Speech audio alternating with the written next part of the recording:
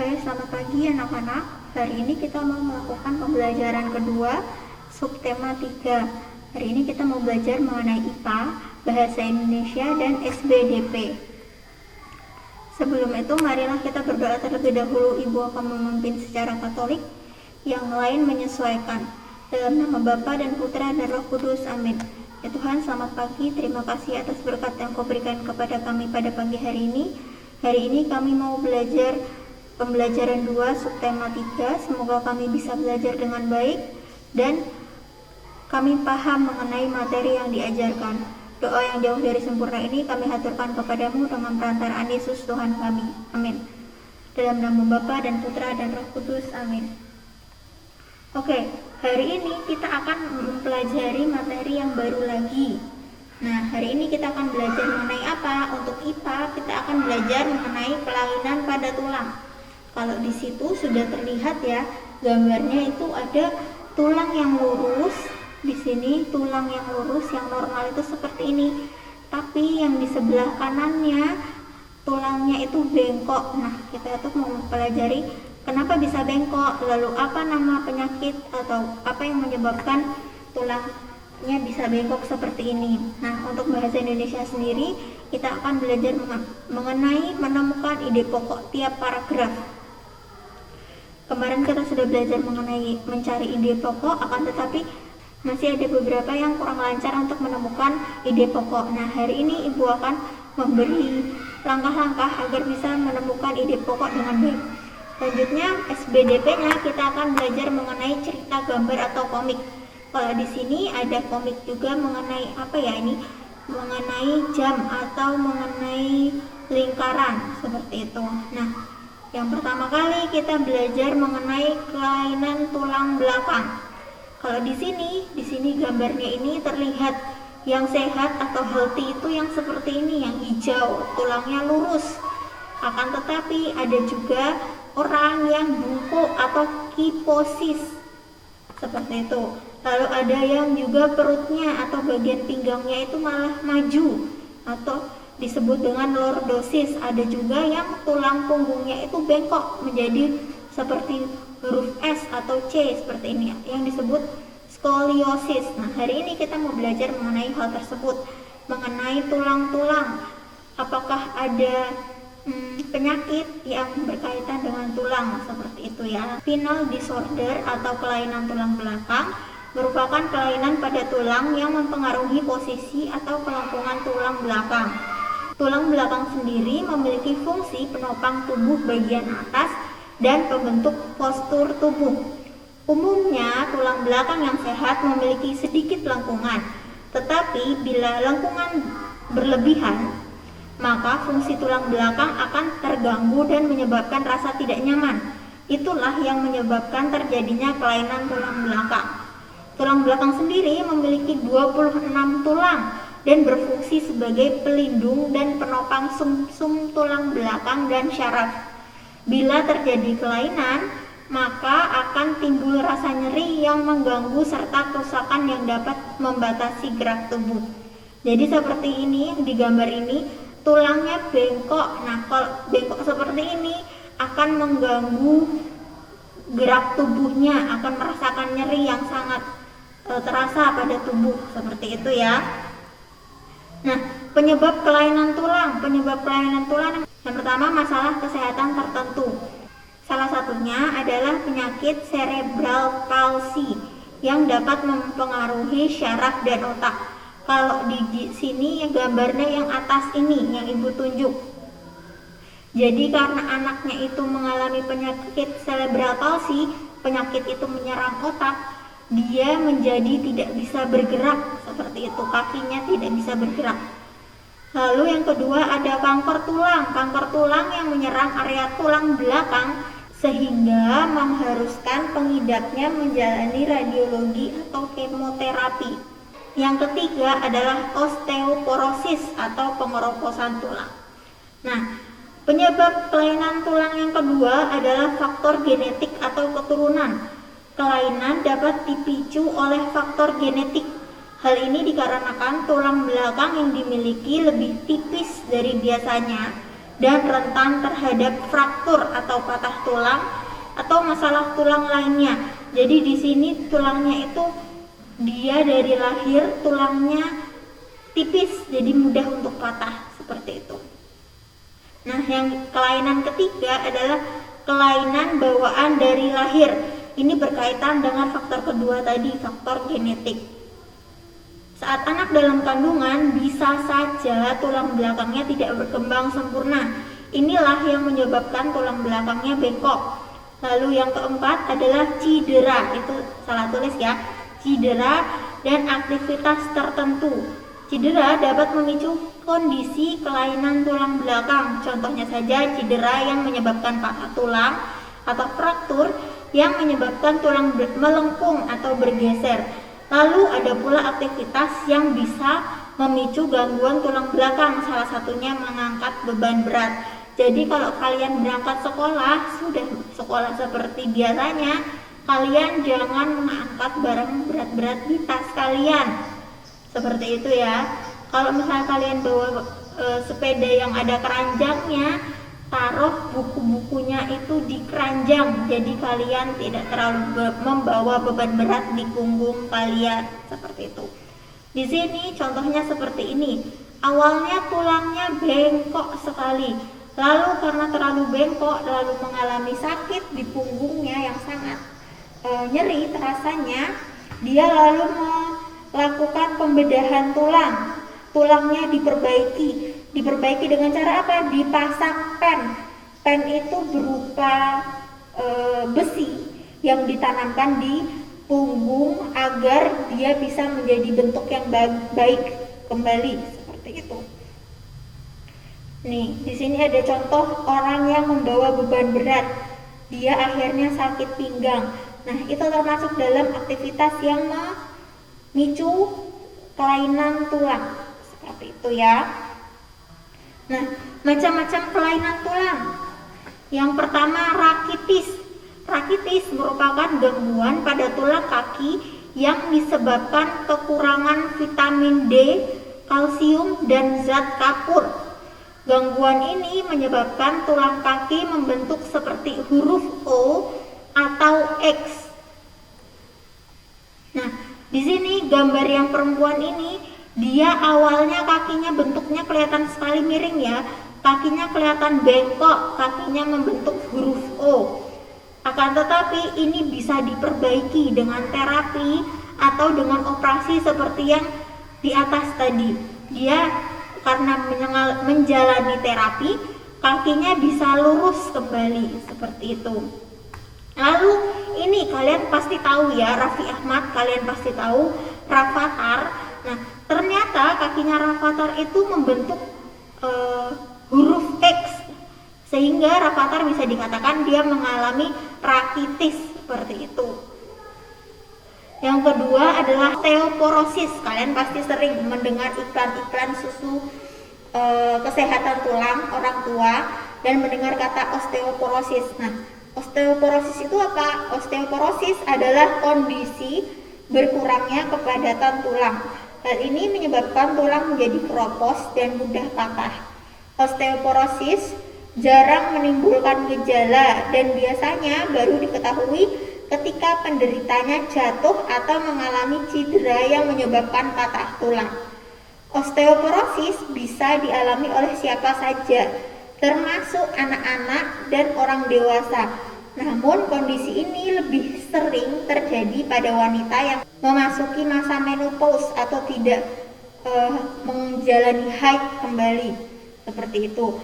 Hal ini disebabkan oleh berkurangnya kadar estrogen, hormon estrogen yang berperan penting dalam menjaga kepadatan tulang, seperti itu. Jadi osteoporosis itu tulangnya awalnya itu seperti ini, padat. Lalu dia lama-lama berkurang kepadatannya sehingga akhirnya dia seperti ini, ada lubang-lubangnya. Yang ketiga, fraktur atau patah tulang. Fraktur atau fraktura atau patah tulang adalah ketika tulang menjadi patah, retak atau pecah sehingga mengubah bentuk tulang. Kondisi ini bisa terjadi karena adanya tekanan kuat pada tulang atau karena kondisi tulang yang melemah seperti osteoporosis. Nah, tulang yang retak atau patah dapat terjadi di area tubuh manapun. Namun, kasus ini lebih sering terjadi di beberapa bagian tubuh seperti tulang selangka atau tulang bahu, patah tulang tangan termasuk pergelangan tangan dan lengan, dan juga patah kaki termasuk tungkai dan engkel, patah tulang belakang hingga fraktur pinggul atau patah tulang pinggul. Nah, kalau patah biasanya diobati dengan cara digips seperti ini, jadi agar posisi tulangnya bisa kembali seperti semula. Nah, di sini ada gambar contoh tulang yang patah. Tulang yang patah lalu disambung kembali dengan diberikan pen. Seperti itu ya, diberikan penyambung, diberikan pen, bentuknya itu seperti baut. Kalian tahu baut atau misalnya paku, kalian tahu paku. Nah, itu ditanamkan di dalam tulang kalian ketika mengalami patah supaya bisa menyambung antara bagian yang patah satu dan lainnya. Secara garis besar ada beberapa jenis fraktur atau patah yang umum terjadi. Yang pertama adalah fraktur tertutup atau patah tertutup, yaitu kondisi ketika tulang rusak namun tidak menyebabkan luka sobek pada kulit serta fragmen tulangnya tidak menembus kulit sehingga tidak mempunyai hubungan dengan dunia luar atau tempat terbuka.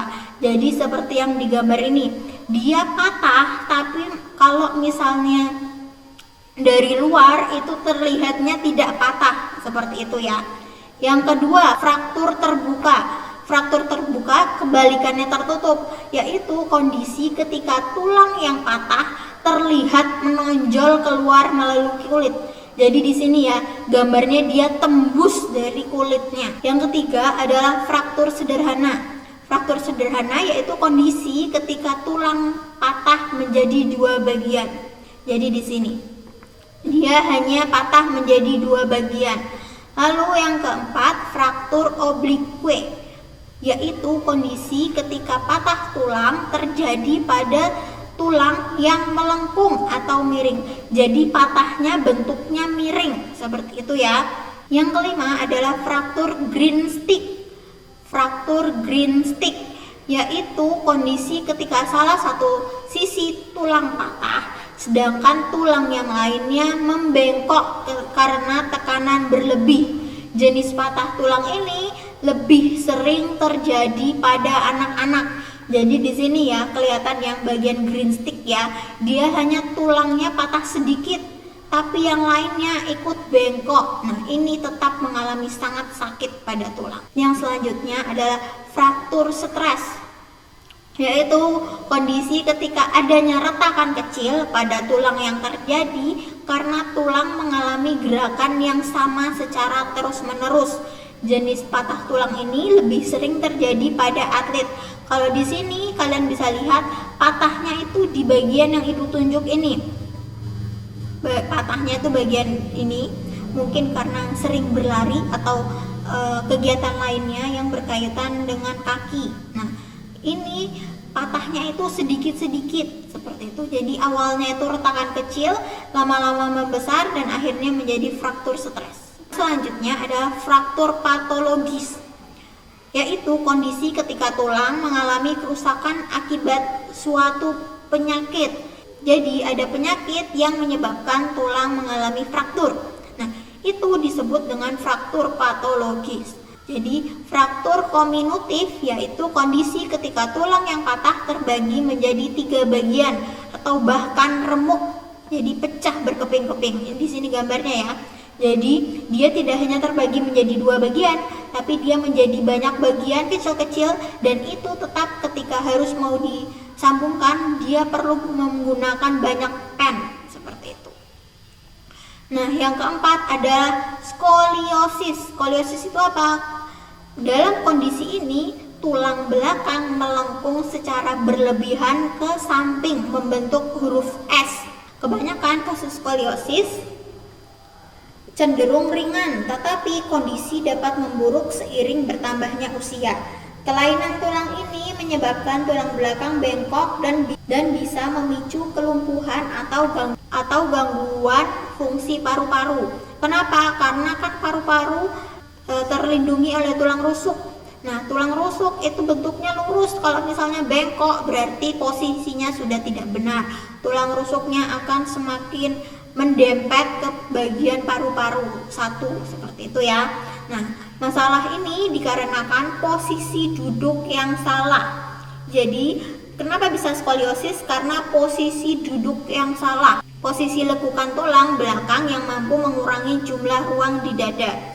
Bahkan, salah satu jenis skoliosis yang disebut dengan levoskoliosis menyebabkan tulang belakang bengkok ke sisi kiri tubuh dan menyerupai huruf C. Jadi ada beberapa tipe skoliosis. Yang pertama adalah membentuk huruf C seperti ini.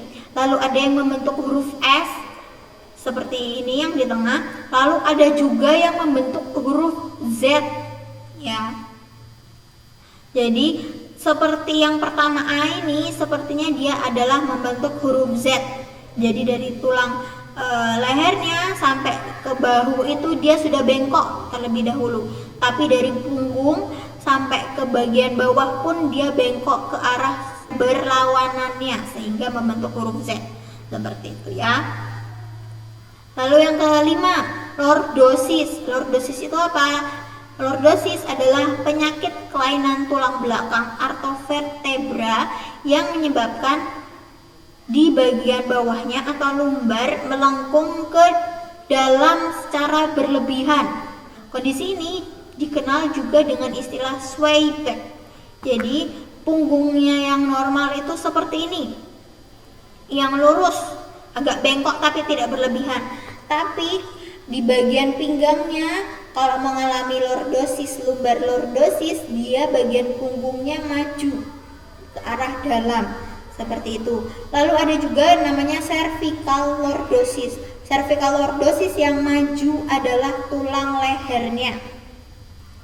Seperti itu ya. Lengkungan yang berlebihan ini membuat lumbar lebih maju ke depan sehingga area perut ikut menonjol ke depan. Di samping itu area pinggul menonjol sedikit ke belakang dan ke atas.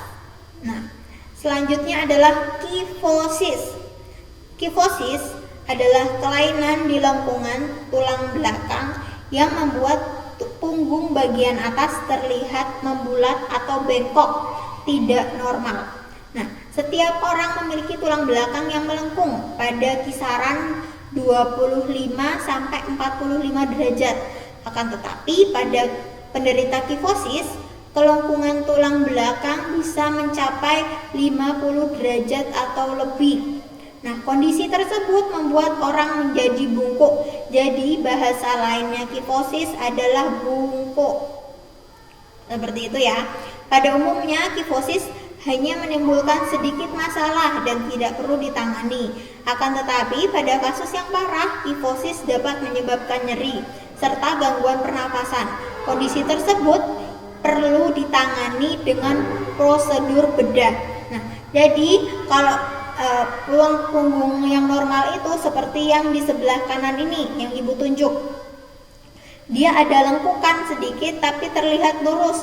Tapi kalau misalnya kyphosis, bagian atas, bagian pundaknya, punggung atasnya itu lebih menjorok seperti itu ya, sehingga terlihat bungkuk. Nah, di sini kalau orang tua biasanya sudah mulai bungkuk. Nah, di sini itu adalah dia termasuk dalam penderita kyphosis. Nah, bagaimana cara kita mengetahui posisi duduk yang benar? Nah, di sini ibu akan menjelaskan tata cara posisi dan sikap duduk yang benar supaya tubuh kalian tulang belakangnya tetap sehat. Pada saat duduk, usahakan posisi kepala berada segaris dengan tubuh dan menghadap ke depan. Bahu rileks dengan lengan berada di kedua sisi tubuh. Siku menempel pada tubuh dan menekuk membentuk sudut 90 sampai 120 derajat. Punggung harus ditopang secara penuh dengan penopang pada saat tegak atau sedikit bersandar. Posisi paha dan panggul ditopang oleh dudukan kursi dan sejajar dengan lantai. Sedangkan lutut setinggi panggul membentuk sudut 90 derajat. Jadi di sini ada contoh gambaran ketika kita bekerja atau belajar. Jadi jangan bungkuk seperti ini. Jadi ketika kita menulis pakai alas. Kalau misalnya kita perlu untuk semakin dekat. Seperti itu ya. Supaya bisa lebih tinggi, supaya kita bisa lurus. Jadi punggungnya harus lurus. Nah, sekarang kita belajar untuk cara menemukan ide pokok. Kemarin kita sudah belajar mengenai cara menemukan ide pokok, tapi ada beberapa yang belum lancar. Jadi sekarang Ibu memberikan kiat-kiat khusus untuk bagaimana cara menemukan ide pokok. Yang pertama, baca seluruh paragraf atau teks. Baca keseluruhan paragraf, jangan hanya satu kalimat saja, apalagi hanya kalimat awal. Kenapa? Karena ide pokok belum tentu ada di awal kalimat. Dibutuhkan konsentrasi untuk menemukan ide pokok dan tidak salah menentukan gagasan utama yang dimaksud oleh penulis. Jadi kita baca dulu seluruhnya karena ide pokok belum tentu sama dengan kalimat awal, seperti itu ya. Yang kedua, temukan kata kuncinya. Ide pokok bahasan pasti akan mengandung kata kunci atau sesuatu yang dibahas. Kata kunci inilah yang akan menjadi landasan utama pengembangan tulisan menjadi sebuah bacaan yang utuh dan urut. Biasanya penulis akan menuliskan kata kunci di sepanjang tulisannya untuk menegaskan bahwa tulisan tersebut merupakan sesuatu yang dibahas. Nah, yang ketiga adalah menemukan dan menandai. Di situ menandai ya, yaitu Bu Widi typo atau salah tulis. Menandai informasi penting dalam bacaan. Saat membaca biasanya akan menemukan informasi-informasi penting terkait dengan ide pokok yang sedang dibahas. Informasi ini bisa berupa kalimat utama atau kalimat penjelas dari topik tersebut. Agar tidak lupa, kalian bisa tandai bagian bawah kalimatnya dengan garis atau stabilo, seperti itu ya. Nah, yang keempat, dibaca ulang untuk memastikan. Jika sudah selesai membaca dan menemukannya, bisa kalian baca ulang, dibaca kembali bacaan tersebut agar bisa memastikan apakah kita sudah benar dalam menentukan pokok bacaannya. Bacalah secara perlahan, jadi bacanya pelan-pelan agar bisa memahami semua dan tidak ada satu kalimat pun yang terlewatkan. Dan mungkin saja yang terlewatkan ketika kalian membaca pada awalnya tadi. Nah, ketika menemukannya itu siapa tahu yang kalian lewatkan itu kalimat penting yang menjadi pembantu ketika kalian menentukan ide pokok. Nah, untuk kalian berlatih sendiri, coba kalian baca bacaan pada LKS halaman 70 dan temukan ide pokok setiap paragraf berdasarkan cara yang Ibu bagikan di slide sebelumnya. Yang tadi ya, kalian perlu untuk membacanya secara seluruhnya, seluruh paragrafnya, seluruh bacaannya, teksnya kalian baca dengan lengkap, dengan utuh, lalu kalian catat bagian-bagian pentingnya. Seperti itu. Nah, sekarang kita mau lanjut. Ini kalau yang kalian lihat ini yang gambar apa? Gambar komik Naruto. Nah, kita sekarang mau belajar mengenai gambar cerita atau komik. Komik merupakan bentuk seni menggunakan gambar tidak bergerak dan disusun sedemikian rupa sehingga membentuk cerita. Komik biasanya dicetak di atas kertas dan dilengkapi dengan teks. Nah, fungsi teks itu apa? Fungsi teks tersebut adalah sebagai penjelas, pelengkap, dan untuk memperdalam penyampaian gambar secara keseluruhan. Teks biasanya dibentuk dalam bentuk gelembung-gelembung sebagai tanda dialog pemeran dalam komik. Komik dibuat dalam kotak yang disebut panel. Komik pertama kali dikenalkan dalam koran, biasanya menceritakan lelucon dan hanya sedikit panelnya, seperti itu ya. Komik memiliki peran juga dalam dunia pendidikan, khususnya anak-anak, yakni membuat anak-anak belajar membaca agar bisa membaca cerita yang ada di komik. Di sini ada gambarnya ya, di sini gambar komik. Lalu kalian kalau misalnya dulu ketika melihat gambar tertarik lalu minat untuk membaca, nah seperti itu kegunaan komik. Di sini yang dikatakan panel adalah seperti ini, kotak-kotaknya. Di sini panelnya ada berapa? 1, 2, 3, 4, 5, 6, 7, 8. Jadi ada 8 panel dalam satu lembar kertas. Seperti itu. Diawali dengan rasa tertarik dengan gambarnya dan rasa ingin tahu yang besar untuk belajar membaca. Akhirnya anak-anak menjadi suka untuk belajar membaca. Nah, komik dapat menjadi tempat untuk menyalurkan emosi anak. Anak dapat meniru tingkah laku tokoh yang disukai, tapi dibutuhkan perhatian khusus orang tua agar anak tidak salah memilih tokoh idola dan mampu memilih tokoh yang memiliki kualitas baik dalam komik yang disukai. Jadi jangan sampai kalian ketika mengidolakan suatu tokoh, itu tokohnya salah. Maksudnya kalian memilih tokoh yang salah, seperti itu. Nah, untuk latihan soal kalian sendiri, kerjakan latihan pembelajaran 2 halaman 72. Dikerjakan di buku tulis, ditulis yang rapi. Judul pekerjaannya adalah latihan pembelajaran 2. Nah, dan tanggal pengerjaannya hari ini, berarti tanggal 9 bulan 9 2021. Seperti itu ya. Nah, dikumpulkannya hari Selasa ketika kita masuk sekolah. Seperti itu, jelas? Nah, untuk refleksi dan aksi, yang pertama untuk refleksinya sendiri, sudahkah kita duduk dengan benar ketika belajar atau menonton TV atau menonton YouTube atau bahkan ketika kita main game online? Nah, ketika kita melakukan kegiatan tersebut itu kita sudah duduk dengan baik atau belum? Atau jangan-jangan ketika kita belajar itu kita duduknya miring karena tidak sadar, atau malah kita bungkuk karena kita mau melihat sesuatu di buku. Melakukan aksinya adalah memperbaiki posisi duduk. Jadi agar tubuh kita sehat selalu, tulang kita terjaga, kita harus memperbaiki posisi duduk kita sehingga bisa menjaga kesehatan tulang. Dan juga banyak makan sayur, buah, lauk, dan susu yang berguna bagi tulang. Seperti itu ya. Nah, demikian pembelajaran hari ini. Terima kasih sudah mendengarkan. Silahkan dikerjakan tugas-tugasnya. Dan juga Ibu ingatkan kembali, jangan lupa untuk komen nama dan nomor absen ketika kalian sudah selesai mendengarkan video ini. Oke, di bawah video ini tuliskan nama kalian dan nomor absen kalian. Nah, itu akan Ibu gunakan sebagai bukti kalau kalian sudah belajar dan mendengarkan penjelasan Ibu sampai akhir. Seperti itu ya. Terima kasih, selamat siang. Selamat mengerjakan tugas kalian.